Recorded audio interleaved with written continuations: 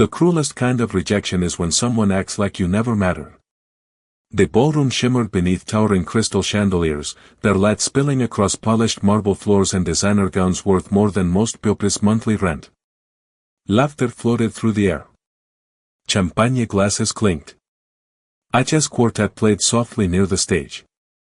And standing alone near the back of the room was Amara Brooks. 3 years ago, she had been Ethan Carter's wife. Tonight, she looked like a guest no one expected to remember. Ethan stood at the center of the crowd, surrounded by investors, executives, and people eager to be seen beside success. His tailored navy tuxedo fit perfectly. His smile came easily. His arm rested around the waist of his new wife, Vanessa, who wore enough diamonds to catch every light in the room. Amara watched from a distance. Not with anger. Not with jealousy. Used quiet observation. Earlier that week, Ethan had personally sent her an invitation to this gala. The message had sounded polite. Friendly, even. But standing here now, she understood the real reason. He wanted her to see everything he had become without her. Every time their eyes nearly met, Ethan looked away. Not accidentally. Deliberately. As if acknowledging her would somehow diminish the image he had spent years building. Around here, whispers moved through the crowd. Some recognized her. Others only knew fragments of the story. The woman Ethan left behind. The ex-wife. The forgotten chapter. Amara tightened her fingers around the invitation still folded inside her clutch. The edges pressed against her palm. Across the room, Ethan raised a glass and thanked everyone for supporting his company's latest expansion. Applause erupted. Cameras flashed. Vanessa leaned close and kissed his cheek. More applause followed. For a moment, Amara wondered if she should leave. No one would stop her. No one would even notice. Then something unexpected happened. Above the ballroom, on a private balcony reserved for VIP guests, an elderly man lowered a pair of reading glasses and looked directly at her. Not at Ethan. Not at the crowd. At her. His expression was unreadable. Curious. Almost emotional. Amara frowned slightly. She had never seen him before in her life. Yet he continued watching her as if he had spent years searching for someone. Seconds later, a man in a dark suit stepped beside the stranger and handed him a folder. The old man opened it. The first page displayed a photograph. Amara's photograph. And as the music continued below, the old man whispered 4 words that would soon change everything. We finally found her. So many people leave your life and take the credit for everything you built together. Others leave and discover who they really are. As the music continued below the balcony, Amara could still feel the weight of the stranger's gaze. When she looked up again, he was gone. The private section stood empty except for a waiter arranging glasses along a silver tray. She told herself it did not matter. Whoever he was, he had nothing to do with her life. Not anymore. Her life had become very small, very simple, and very quiet. The opposite of what it used to be. Across the ballroom, Ethan's laughter echoed through another round of congratulations. Investors lined up to shake his hand. Cameras followed him from one conversation to the next. Looking at him now, nobody would have guessed how different things had once been. There was a time when success lived inside a cramped apartment barely 600 square feet wide. A time when Ethan spent nights sketching business plans across a kitchen table stained with coffee rings. Back then, there were no luxury galas. No private jets. No magazine interviews. There was only hope. And Amara. She remembered waking before sunrise to work extra shifts. She remembered carrying grocery bags up 3 flights of stairs because they could not afford a building with an elevator. She remembered sitting beside Ethan at 2 in the morning while he doubted himself and questioned whether his company would ever survive. Every time he wanted to quit, she stayed. Every time he failed, she encouraged him to try again. Not because she expected a reward. Because she believed in him. The memory drifted away as a server passed with champagne. Amara declined politely. Nearby, she overheard two guests discussing Ethan's rise. One called him self-made. The other called him a visionary. Neither mentioned the years before the headlines.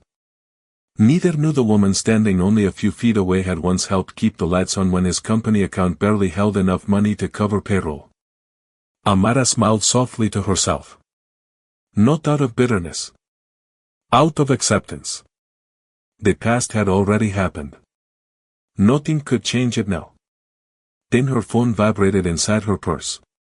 One notification. Unknown number. No message. Just a calendar request for 10 o'clock the next morning at a law office downtown. She frowned it. There was no explanation. No sender. No reason. Before she could dismiss it, a second notification appeared. This one contained only a single sentence. Miss Brooks, we have been trying to find you for several months. The color slowly drained from her face. Because beneath the message was a name she had never seen before. Kingston Family Legal Office. The most dangerous secrets are the ones hidden in ordinary lives. Long after the gala ended, Amara sat alone in her apartment staring at the message on her phone. The city lights outside her window painted faint reflections across the glass, but her attention never left the screen. Kingston Family Legal Office. She read the name again and again. It meant nothing to her. She had never met anyone named Kingston. Never worked for them. Never heard relatives mention them. Yet somehow they had been searching for her. By midnight, curiosity had replaced confusion. By 2 in the morning, sleep had become impossible. The next day arrived beneath gray skies and a steady drizzle.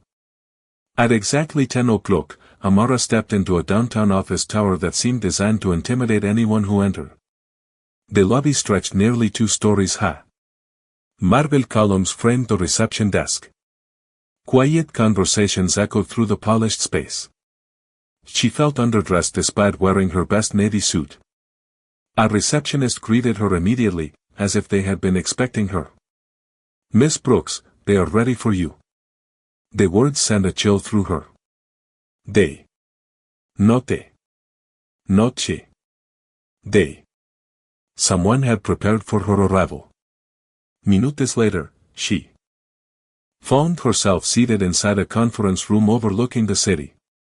Floor-to-ceiling windows revealed dozens of blocks of traffic below. 3 attorneys sat across from her. Their expressions were professional, careful, almost cautious. One of them slid a leather folder onto the table. Thank you for coming, Miss Brooks, the senior attorney said. We understand this meeting may seem unexpected. Unexpected was an understatement. Amara folded her hands together to hide her nerves. You said you were looking for me. Why? The attorneys exchanged brief glances. The room suddenly felt smaller. Before we answer that, another attorney said, we need to confirm several details regarding your family history. Family history. The phrase caught her off guard. Questions followed. Names of relatives. Birthplaces. Dates. Information about her mother. Information about grandparents she barely remembered. Every answer seemed to confirm something hidden inside the folder. The attorneys took notes. Occasionally they nodded. Occasionally they looked surprised. Nearly an hour passed before the senior attorney finally opened the folder and removed a photograph. He carefully placed it on the table between them. Amara looked down. Her breath caught instantly. The photograph showed a young woman standing beside a distinguished older man. The woman looked astonishingly familiar. The same eyes. The same smile. The same facial features. It looked almost like looking into a mirror from another generation. Who is she? Amara whispered. The attorney paused before answering. That, he said quietly, is your mother approximately 30 years ago. Amara's heart began pounding. Because standing beside her mother was the same elderly man she had seen watching her from the balcony the night before. And according to the date printed beneath the photograph, the picture had been taken nearly 3 decades before she was born. Truth rarely arrives all at once. More often, it reveals itself one impossible piece at a time. Amara stared at the photograph while dozens of questions raced through her mind. The woman in the picture was unquestionably her mother. There was no doubt about that. The smile, the eyes, even the slight tilt of her head were identical. But the older man standing beside her remained a mystery.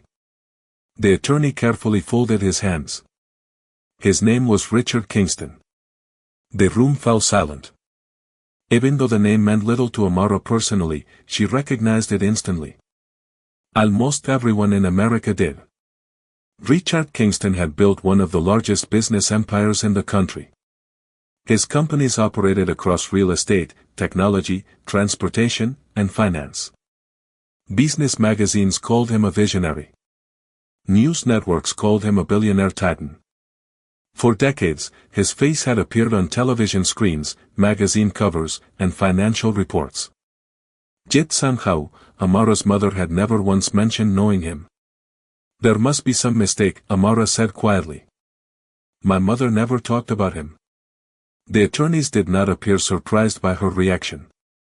In fact, they seemed to expect it. The senior attorney opened another folder and slid several documents across the table. Employment records. Old correspondence. Archived photographs. One by one, pieces of a hidden history began appearing before her eyes. More than 30 years earlier, her mother had worked directly for the Kingston family. Not as a household employee. Not as temporary staff. She had been part of a private administrative team that managed confidential family affairs. Trusted. Respected. Closer to the family. Amara examined every page.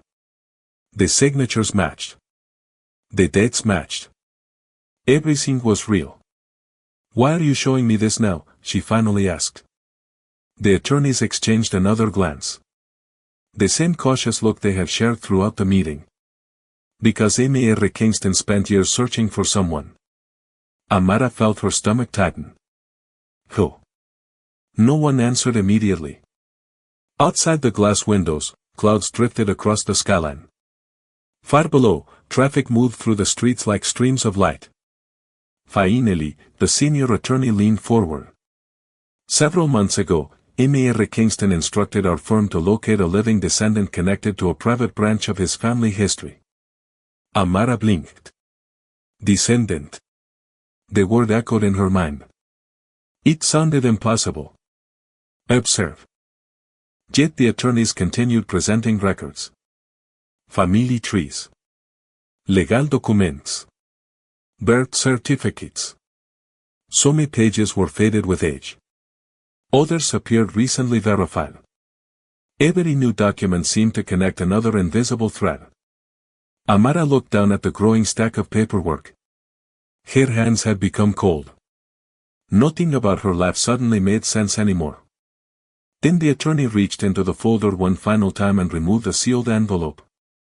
Unlike everything else, this envelope carried a red wax seal embossed with the Kingston family crest. There is one document we have not opened, he said carefully. It contains information Amy R. Kingston ordered to remain sealed until we found you. Amara's pulse quickened. The room became impossibly quiet. The attorney placed the envelope directly in front of her. Across the seal were 7 words written in elegant black ink. To be opened only in the presence of Amara Brooks.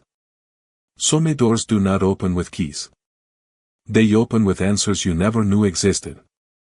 Amara stared at the sealed envelope resting on the conference table.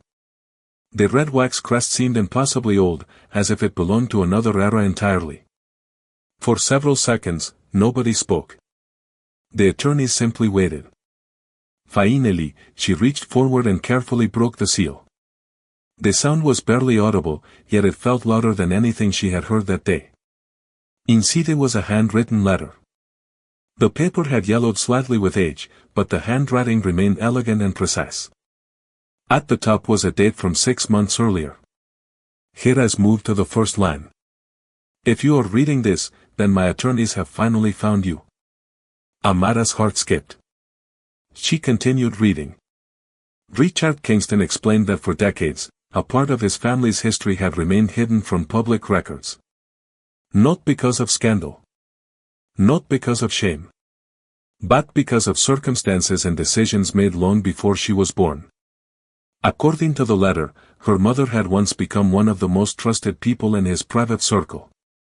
Over the years, she had protected sensitive family matters that never reached the public eye. Richard described her as intelligent, compassionate, and fiercely loyal. The words felt strange to read. They sounded exactly like the mother Amara remembered. Yet they were being written by a man who had lived in a world completely separate from hers. Then came the sentence that made her stop breathing for a moment. Richard wrote that shortly before her mother's death, he had learned information that changed everything he believed about his family. Information that suggested a direct blood connection existed between Amara and the Kingston lineage. Amara lowered the page slowly. The attorneys remained silent. She looked at them, searching their faces for signs of exaggeration. There were none. Only paciencia. Only certainty. A blood connection, she asked quietly. The senior attorney nodded.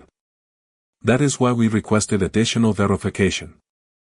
Another folder appeared on the table. Inside were laboratory reports. Genealogical records. Legal certifications. Documents that had taken months to assemble. Amara felt her pulse quickening again. Every page seemed to point toward the same impossible conclusion. Yet the final verification remained incomplete. You are saying there is a possibility, she said carefully. Not certainty. At this moment, the attorney replied, we are saying there is overwhelming evidence. Overwhelming evidence. The phrase echoed through her mind. Outside the window, sunlight finally broke through the clouds, casting long reflections across the skyscrapers surrounding the office. For a brief moment, Amara remembered her small apartment, her ordinary routine, her modest life. It felt very far away now. The attorney closed the folder gently. There is one final step remaining. Amara looked up. What step? The answer came immediately. A DNA confirmation requested personally by Mr. Kingston before his passing. The room fell silent again. Then the attorney slid a small appointment packet across the table. Printed at the top were words that made her hands tremble slightly. Final verification process. Some moments divide a life into 2 chapters. Everything before. Everything after. 3 days later, Amara sat in a private waiting room overlooking the Hudson River. The DNA verification process itself had been simple. A few signatures. A few samples. A few minutes of procedures. The difficult part had been the waiting. Every morning she woke up wondering whether her entire world was about to change or whether she would discover this had all been an extraordinary misunderstanding. Outside the windows, ferries crossed the water beneath a bright spring sky. Inside, silence filled the room. A silver clock ticked softly against the wall. Then o'clock became 10:15. Then 15 became 10:30. Then the conference room door opened. The same attorneys entered carrying a single folder. Immediately, Amara noticed something different. During every previous meeting they had been professional and cautious. Today, they looked almost emotional. The senior attorney sat down first. He placed the folder carefully on the table. No one rushed to speak. No one smiled. The weight of the moment seemed too large for casual conversation. Amara's heartbeat quickened. You have the results, she said quietly. The attorney nodded. We do. He opened the folder. Several pages appeared inside, covered with charts, certifications, laboratory findings, and legal verification documents. Yet Amara barely noticed any of it. Heiress remained fixed on his face. Miss Brooks, he began, the DNA analysis has been independently verified through multiple laboratories and reviewed by our legal team. Every word seemed to arrive slower than the last. The results confirm a direct biological connection to the Kingston family lineage. Amara felt the room grow still around her. For a moment, she simply stared. She had prepared herself for many possibilities.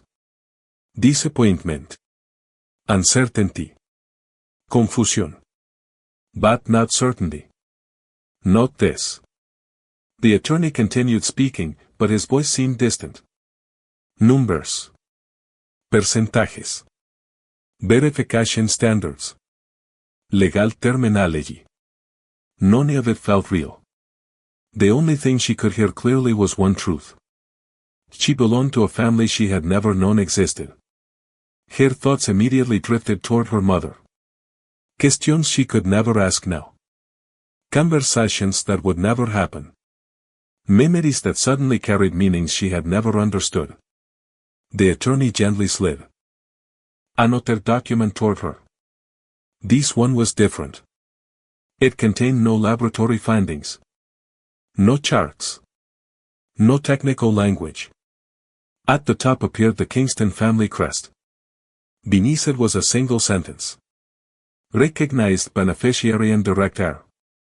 Amara looked up slowly. Heir, she asked. The attorney took a measured breath. Then came the revelation that changed everything once again. Miss Brooks, during the final years of his life, Amy R. Kingston revised his estate plans extensively. Amara listened carefully. After reviewing all available family records and conducting a private investigation, he concluded that no other direct heirs remained. The attorney paused. Even he seemed aware of the magnitude of what he was about to say. As of today, you are the sole recognized heir to the Kingston estate. The words landed like thunder inside absolute silence. Then he turned the final page. At the bottom was a number so large that Amara initially thought she had read it incorrectly. The world rarely changes overnight. What changes overnight is the way people look at you once they learn who you are. 2 weeks after the verification, Amara's life had become a whirlwind of meetings, legal briefings, financial reviews, and introductions to a world she never imagined she would enter. Yet despite the headlines beginning to circulate through private business circles, she had requested one thing above all else. Privacy. She did not want interviews. She did not want magazine covers. She did not want public attention. For years she had lived without recognition. She saw no reason to suddenly chase it now. Every morning she still woke early. She still drank coffee by her apartment window. She still walked through the city without security guards surrounding her. But behind the scenes, an entirely different reality was unfolding. Attorneys, executives, and advisors spent hours preparing for the official introduction of the new Kingston heir. Board members needed answers. Investors needed reassurance. The media had begun asking questions. Everyone wanted to know who would inherit control of one of the largest private empires in America. Meanwhile, across town, Ethan Carter faced a very different reality. The confidence he displayed at the gala had begun to crack. His latest expansion project had encountered serious financial difficulties. Investors were growing cautious. Several major contracts remained stalled. Rumors spread quietly through executive circles that his company needed a powerful strategic partner. Fast.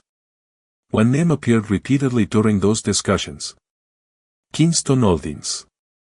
The same organization now preparing for a historic leadership transition. Ethan saw opportunity. If he could secure a partnership with Kingston Holdings, everything would change. The company would stabilize. Investor confidence would return. Future growth would become possible again. Within days, his team submitted proposals and requests for meetings. To his surprise, one was accepted. A private executive presentation scheduled for the following month at Kingston Tower. Ethan celebrated immediately. He viewed the invitation as confirmation that his reputation still carried weight. That evening, he hosted a dinner with key investors. Champagne flowed freely. Optimism returned. Ethan spoke confidently about future deals and upcoming partnerships. Nobody noticed how often he mentioned Kingston Holdings. Nobody realized how desperately he needed the agreement. Across the city, Amara sat inside the executive boardroom of Kingston Tower for the first time. The room overlooked Manhattan through walls of glass that stretched nearly 40 feet high. Senior advisors presented reports. Directors discussed company performance. Yet Amara listened far more than she spoke. She asked thoughtful questions. She took notes. She treated every employee with respect regardless of title. Slowly, people began recognizing something unexpected. She possessed neither arrogance nor entitlement. The power had arrived suddenly. The humility had already been there. Near the end of the meeting, an executive assistant entered carrying a schedule folder. She placed it beside Amara and quietly pointed toward one highlighted appointment. Amara opened the page.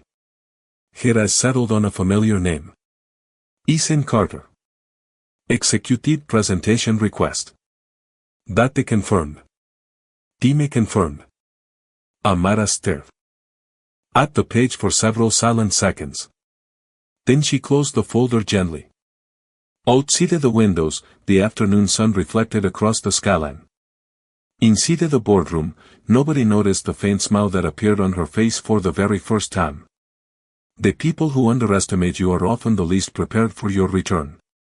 The morning of the presentation arrived beneath clear blue skies and bright sunlight reflecting off the glass exterior of Kingston Tower. Ethan stepped out of a black luxury sedan wearing his most expensive suit and carrying months of expectations. This meeting represented far more than a potential partnership. It represented survival. Investors were waiting. Competitors were closing in. The agreement he hoped to secure could reshape the future of his company. Inside the lobby, everything radiated power and prestige. Massive marble floors stretched beneath towering ceilings. Digital displays showcased global operations spanning multiple continents. Executives moved with purpose. Reception staff greeted visitors with practiced professionalism. Ethan felt confident. He belonged in rooms like this. Or so he believed. An assistant escorted him toward the executive boardroom on the top floor. Along the way, he rehearsed key points of his presentation. Revenue projections. Expansion strategies. Growth forecasts. Every detail had been polished repeatedly. By the time the elevator doors opened, he was ready. The boardroom itself was breathtaking. Sunlight poured through floor-to-ceiling windows overlooking the Manhattan skyline. A long polished table occupied the center of the room. Several senior executives were already seated. Ethan recognized some of them immediately from financial publications and corporate reports. He greeted them confidently. Handshakes were exchanged. Introductions followed. Yet one seat at the far end of the table remained empty. The most important seat in the room. Ethan assumed it belonged to the new heir everyone had been discussing in whispers throughout the business world. Nobody seemed willing to reveal the identity. The mystery had only fueled speculation. Some believed it was a seasoned executive. Others believed it was a hidden family member from overseas. Ethan checked his watch. The meeting was scheduled to begin in 2 minutes. Then the doors opened. Conversation stopped instantly. Every executive around the table rose to their feet. Ethan turned casually toward the entrance. The confidence vanished from his face. For a moment, he thought he was mistaken. For a moment, he thought his eyes were playing tricks on him. But there was no mistake. Amara walked into the room with calm, measured steps. Elegant. Composed. Unsaken. She wore a tailored charcoal suit that reflected quiet authority rather than extravagance. There were no dramatic gestures. No attempt to impress anyone. She did not need one. The room's reaction spoke for itself. Every executive remained standing until she reached the head of the table. Ethan could not move. His mind raced through impossible explanations. None made sense. Then the chairman beside him smiled respectfully and addressed her. "Good morning, Miss Brooks." Another executive followed. "Congratulations again on your appointment." Appointment. Ethan felt his pulse accelerate. The chairman turned toward the room. His voice carried absolute certainty. "As you all know, this meeting will proceed under the direction of the sole and controlling owner of Kingston Holdings." Then he looked directly at Amara. And Ethan finally understood exactly who had been sitting across from him all along. Success is not proven by what you gain. It is revealed by how you treat the people who once underestimated you. The boardroom remained silent for several seconds after the introduction.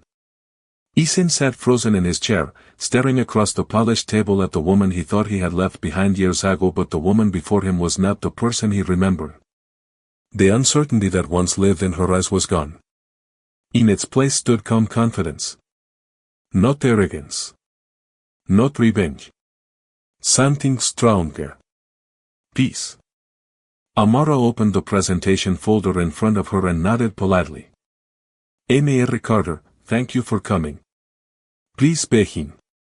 Her voice was professional and measured. No bitterness. No accusation. Ethan struggled to regain his composure. He launched into the presentation he had rehearsed countless times. Revenue projections appeared on large screens. Market forecasts followed. Growth strategies filled the room. Yet something had changed. Every sentence felt heavier. Every slide felt smaller.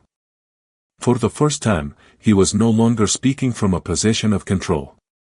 He was asking for an opportunity.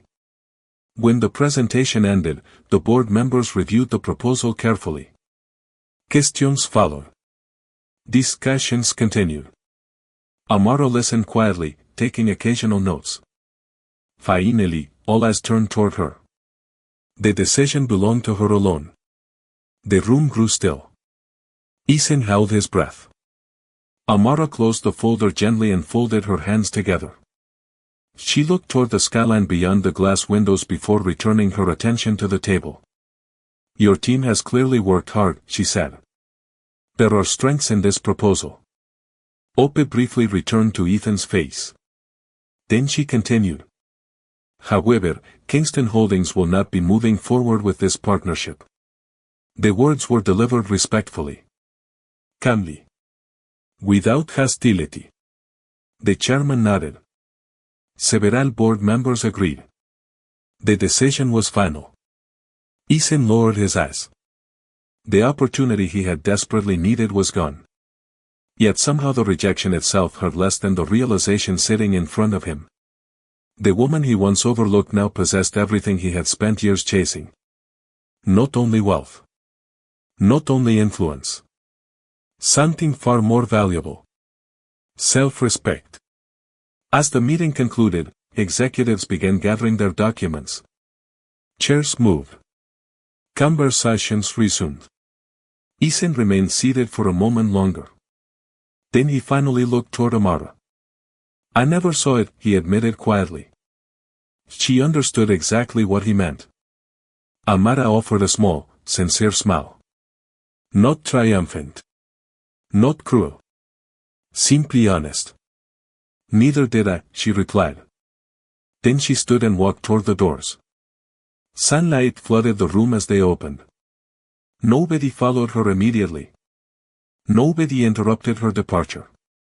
She moved forward with the same quiet dignity she had carried through every chapter of her life. Years earlier, she had walked away with nothing except her integrity. Now she carried something far greater. Not an empire. Not an inheritance. Herself. And as the doors closed behind her, Ethan finally understood the one thing money could never buy back.